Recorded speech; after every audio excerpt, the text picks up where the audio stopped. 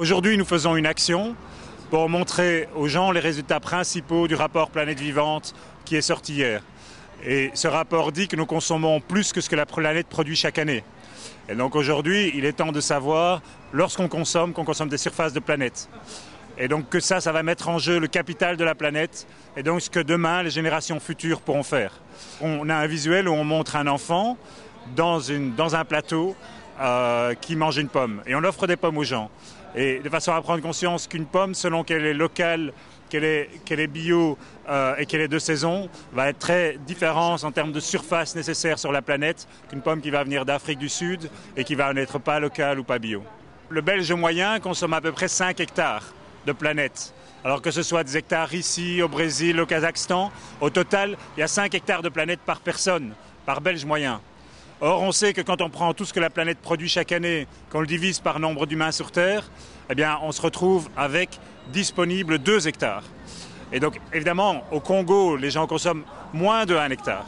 Et donc, la question de savoir les ressources de la planète, 1, on ne doit pas dépenser plus que ce qui est possible, et 2, on doit les avoir mieux réparties, de façon à ce que ceux qui sont au sud aient plus d'accès aux ressources, qui sont d'ailleurs souvent générées chez eux.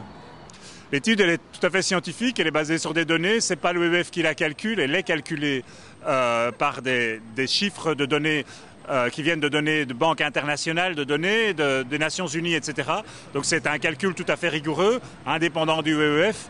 Et donc c'est une information, comme lorsqu'on calcule un PIB, on a une information sur la richesse et sur l'économie. Le travail, il est beaucoup au niveau de la décision aujourd'hui, c'est-à-dire la décision au niveau individuel de chacun lorsqu'il prend sa voiture, de se dire ça va quand même mieux en vélo en ville, ou mieux en transport en commun, de se dire qu'on peut faire des très bons plats en ne mangeant pas de viande dedans.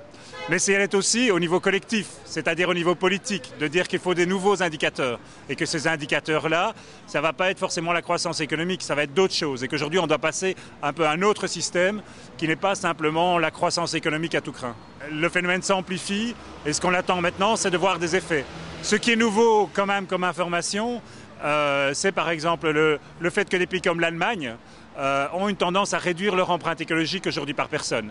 Et ça, ce n'était pas connu il y a quelque temps. Donc aujourd'hui, on a une réduction de l'empreinte écologique dans des pays comme l'Allemagne. Et donc ça montre que l'implémentation de politiques environnementales fortes font des effets.